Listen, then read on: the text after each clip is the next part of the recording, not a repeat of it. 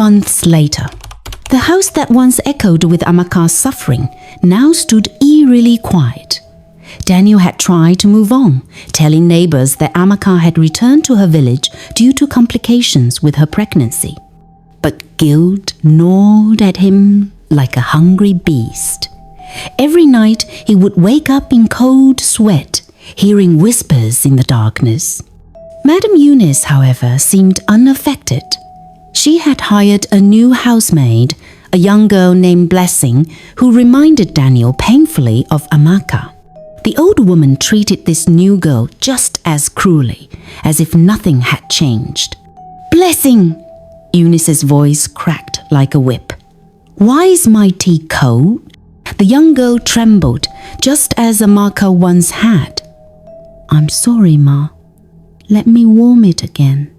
Daniel watched from the doorway, his stomach churning. It was happening all over again. But this time, something felt different. The air in the house seemed alive. That evening, Daniel sat alone in his study when the lights began to flicker. He looked up, frowning. The generator was working fine. He could hear it humming outside. Yet the bulbs dimmed and brightened rhythmically, like a heartbeat. Daniel, he froze. That voice, soft, familiar, filled with pain. He spun around, but the room was empty. "Who's there?" he called out, his voice shaky. Silence. But on his desk, a framed photo of him and Amaka on their wedding day had mysteriously appeared. He was certain it hadn't been there moments before. His hands trembled as he reached for it. In the photo, Amaka's smile seemed different now, knowing, vengeful. Daniel's breath caught. Written across the glass in what looked like condensation were the words, "You will pay." He blinked, and the words were gone. Over the next few days, strange things began happening. Daniel would find his food spoiled before he could eat it. His expensive clothes would be torn mysteriously. Water would turn ice cold while he showered, no matter how hot he set it. But the worst was the dreams. Every night, Amaka would visit him. Not the broken, submissive woman she had become, but someone new, someone powerful and terrifying. "You killed me, Daniel," she would say, standing at the foot of his bed. "You killed our child. Did you think I would just disappear?" Daniel would wake up screaming, sheets soaked in sweat. Madam Eunice, sleeping in the next room, seemed undisturbed. But Amaka wasn't finished with either of them. It started with the mirrors. Every morning, when Madam Eunice looked at her reflection, she would see Amaka standing behind her. The old woman would spin around, but no one was there. When she turned back to the mirror, Amaka would be closer. "You turned my husband against me," Amaka's reflection would whisper. "You destroyed my life. Now it's your turn."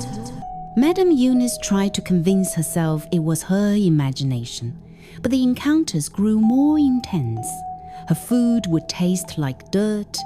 Her sleep would be interrupted by the sound of a woman crying the same cries she had ignored when Amaka was alive. Then came the physical manifestations. Invisible hands would push her down the stairs.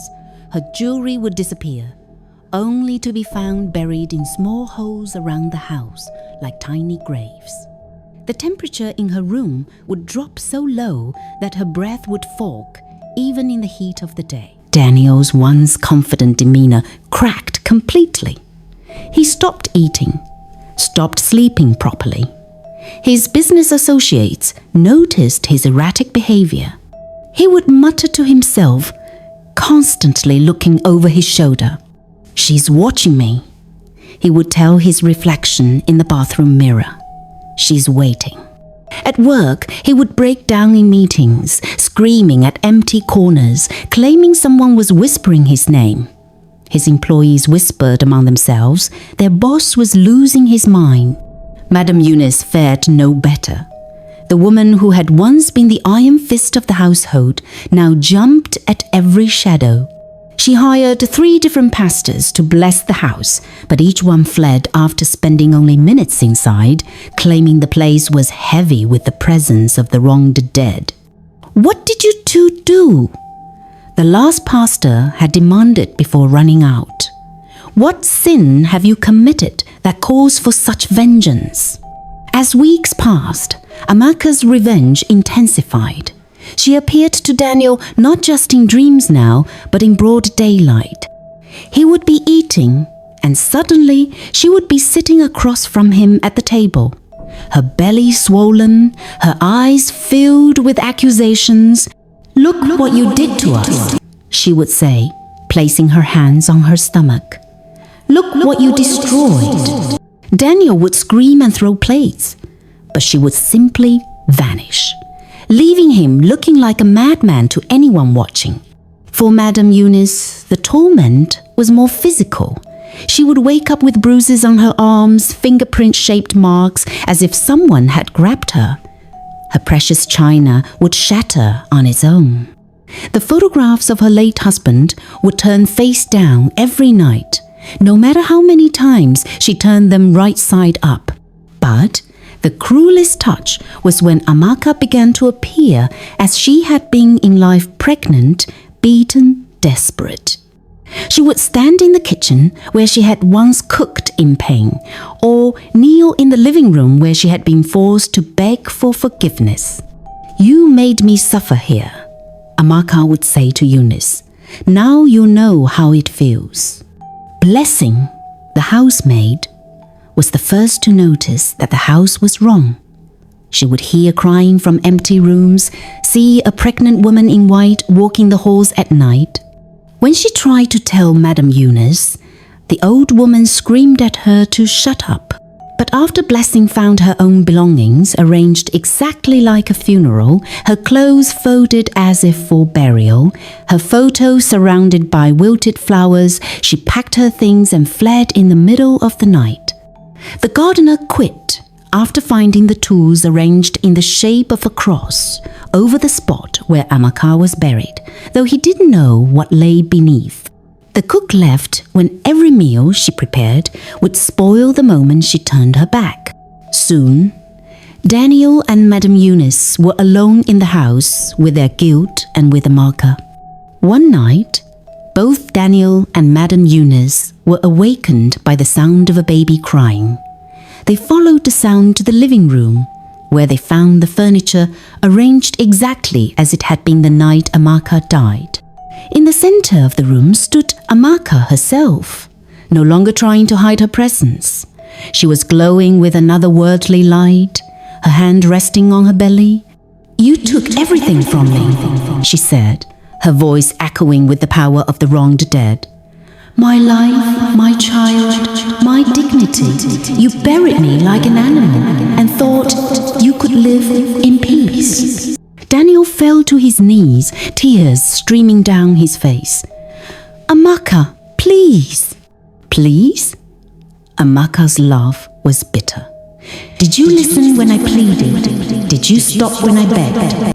Madam Eunice, trying to maintain her composure, stepped forward. "You were just a woman. You should have known your place." Amaka's eyes blazed with fury. The temperature in the room plummeted. "My place? My place was as a wife, a mother. You stole that from me. Now I'll take everything from you."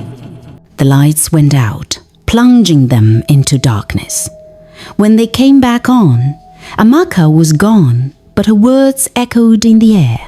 "The real suffering begins now. You wanted me to disappear? Now watch as everything you care about disappears instead." Over the following weeks, Amaka's presence consumed the house like a living nightmare, but her revenge was methodical, calculated. She wanted them to suffer exactly as she had, slowly, helplessly, with no escape. Every morning, Daniel would wake to find his reflection, replaced by Amaka's face, in every mirror, every window, every reflective surface. She would mouth the words he had spoken to her. "You're worthless. You eat my food like a glutton. You're useless." His food turned to ash in his mouth. Every meal tasted of dirt and decay, just as hers must have tasted when she cooked through tears and pain. Water became bitter. Even his favorite whiskey turned to vinegar on his tongue. But the physical discomfort was nothing compared to the psychological torture. Amaka would appear beside him during important business meetings, her pregnant belly visible, her face bruised as it had been in life. "Tell them how you killed me," she would whisper in his ear while he tried to negotiate deals. "Tell them about the baby you murdered." Daniel would break down, screaming at empty spaces, begging forgiveness from air. His business partners thought he was having a nervous breakdown. Contracts were cancelled. Investments were withdrawn. The empire his father built crumbled piece by piece. At night, Amaka would stand at the foot of his bed, no longer hiding her presence. She would recreate the night she died, over and over. Daniel would be forced to watch himself strike her, see her collapse, witness her final breath again and again every single night. "You will never sleep peacefully again," she promised him. Just as I never did. For Madame Eunice, Amaka's revenge was even more personal and prolonged. The old woman, who had taken such pleasure in tormenting her daughter-in-law, now experienced every cruelty returned tenfold. Each morning, Eunice would wake to find herself on the cold floor, just as she had forced Amaka to sleep when she was too lazy to deserve the comfort of a bed. Her joints ached constantly, her back screamed in pain, but invisible forces would prevent her from getting up until the sun was fully risen. Her meals, when she could find any, were always cold, always spoiled, always insufficient. The woman who had criticized Amaka for eating too much now found herself starving, her cupboards mysteriously empty, her stomach gnawing with hunger. But Amaka's cruelest punishment was the mirrors. Every reflection showed Eunice exactly what she had looked like when she tormented Amaka, but now the roles were reversed. She saw herself cowering, begging, as Amaka stood tall and commanding. "Please, Ma, I was just trying to teach her respect," reflection Eunice would plead. "Respect?" Amaka's reflection would respond. "The way you taught me respect? Let me show you what that felt like." The old woman would then experience phantom slaps, invisible hands shoving her, wooden spoons striking her arms and back. She would scream, but no one heard. She would cry, but no one cared. Just as no one had heard or cared when Amaka suffered. As days passed, the supernatural torment became more aggressive. Daniel would find himself forced to his knees, in the exact positions he had made Amaka assume when begging for mercy. His expensive clothes would tear themselves, leaving him in rags. His hands would shake uncontrollably, the same trembling that had afflicted Amaka when she was terrified. He couldn't eat without food turning rotten in his mouth. He couldn't sleep without nightmares. He couldn't work without seeing Amaka's accusing eyes. His hair began falling out in clumps. His weight dropped dramatically. The strong, imposing man who had once terrorized his wife became gaunt and haunted. Madame Eunice fared even worse. The woman who had prided herself on her appearance found her reflection aging rapidly. Her skin became sallow and wrinkled, her teeth yellowed and loosened. Her once proud posture bent under an invisible weight, the same weight Amaka had carried while pregnant and abused. She would try to leave the house, but every door would slam shut before she could escape. Windows would refuse to open. She was trapped in the same prison she had created for Amaka, but now the walls were closing in on her. Word spread quickly through the neighborhood that something was wrong with the once powerful family. Daniel's erratic behavior at public events became legendary. He would arrive at social gatherings looking disheveled, talking to empty chairs, begging forgiveness from people who weren't there. "Where is your wife?" people would ask. "We haven't seen Amaka in months." Daniel would break down crying, unable to give a coherent answer. Sometimes he would say she was visiting family. Other times he would scream that she was dead, that he killed her, that she was haunting him. People thought he was losing his mind, which he was. Madame Eunice, once the queen of local society, became a hermit. When she did venture out, neighbors noticed her dramatic physical decline, her paranoid behavior, her constant glancing over her shoulder as if someone was following her. The family's reputation crumbled completely. Former friends crossed the street to avoid them. Business associates refused to take their calls. The respect and fear they had once commanded turned to pity and suspicion. By the third month, Daniel was barely recognizable. He had lost over 50 pounds. His eyes were sunken and wild. He would spend hours kneeling in the living room, exactly where Amaka had died, begging her forgiveness. "I'm sorry, I'm sorry, I'm so sorry," he would chant, tears streaming down his face. "Please forgive me. Please let me sleep. Please let me eat. Please stop." But Amaka's response was always the same. "Did you stop when I begged? Did you listen when I pleaded? Did you care when I cried?" The psychological torture was relentless. Daniel would experience phantom pregnancies, his belly swelling, morning sickness overwhelming him, the weight and discomfort of carrying a child while being beaten and abused. He felt every kick from the baby he would never meet. Every pain of the pregnancy he had turned into a nightmare. Madame Eunice's breakdown was more gradual but equally complete. The woman who had controlled every aspect of her household found herself completely powerless. She couldn't control when she slept, what she ate, or even when she could use the bathroom. She was reduced to begging the same way she had forced Amaka to beg. "Please, I'm sorry," she would whisper to empty rooms. "I didn't know better. I was just trying to maintain order." But Amaka's spirit was unmoved. "Order? You called torture order? You called abuse discipline? Now learn what real discipline feels like." As Daniel's mental state deteriorated, so did the family's financial situation. Bank accounts mysteriously emptied. Investment portfolios crashed in ways that defied market logic.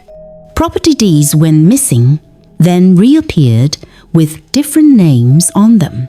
The lawyers couldn't explain it. The accountants were baffled. Money seemed to disappear into thin air, as if the very universe was rejecting their wealth, recognizing it as blood money built on the suffering of an innocent woman. Creditors came knocking daily. The electricity was cut off. The water was shut down. The grand mansion that had once been a symbol of power became a crumbling prison, trapping its inhabitants in their guilt and madness. Daniel would sit in the dark, talking to Amaka's spirit. "Take everything. Take all the money, all the property, everything. Just let me sleep. Just let me have one peaceful moment." "Peace?" Amaka's voice would echo in the darkness. "I never knew peace in this house. Why should you?" One night, during a particularly violent thunderstorm, both Daniel and Madame Eunice found themselves in the living room, the same room where Amaka had drawn her last breath. They hadn't planned to meet there. Some force had drawn them both. Amaka materialized before them, more solid and terrifying than ever before. Rain lashed the windows, lightning illuminated her figure in stark supernatural light. 3 months, she said, her voice echoing with otherworldly power. 3 months you've lived with what you did to me, but I lived with your cruelty for years. Daniel fell to his knees, sobbing. I'm sorry, Amaka, I'm so sorry. Madame Eunice, even in her broken state, tried to maintain defiance. You're dead. You have no power here.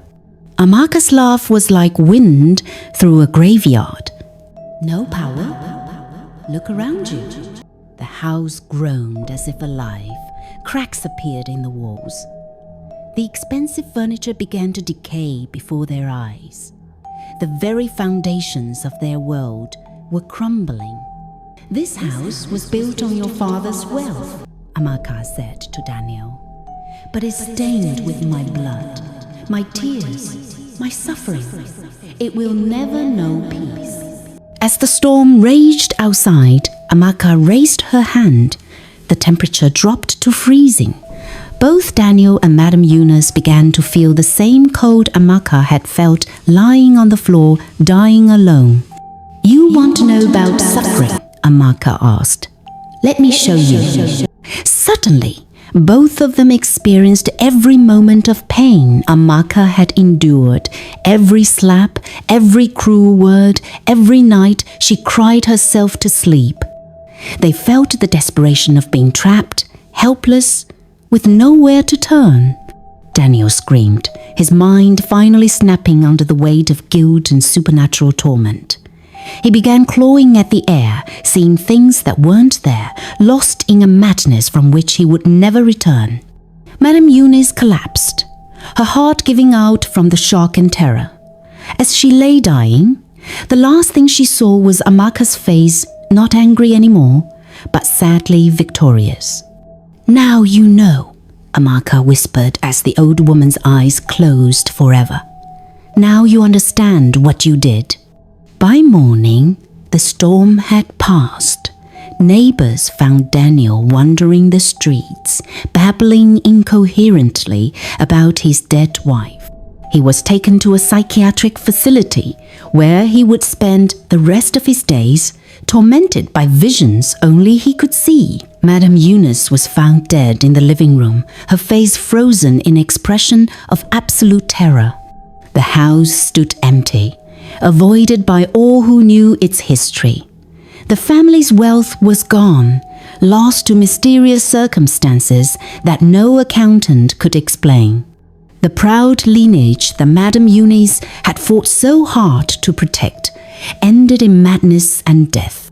As the sun rose over the abandoned mansion, Amaka appeared one last time in the backyard, standing over the spot where she had been secretly buried. But now she looked peaceful, no longer the vengeful spirit of recent months. Justice had been served. The suffering she had endured had been repaid in full. Rest now, she whispered to herself, her hand on her belly where her child would have grown. We can rest now. A gentle wind stirred the leaves, and Amaka faded away forever, her spirit finally at peace. The dead had claimed their due, and the living had learned too late that cruelty always demands its price. The house remains empty to this day, a monument to the truth that some wrongs can never be forgotten, and some spirits will never rest until justice is done. Asterisk. What goes around comes around. The dead remember what the living choose to forget. Asterisk. If you like this story, don't forget to subscribe to my YouTube channel, like this video, and share it to your friends and family. Don't forget to comment where you are watching from. Bye!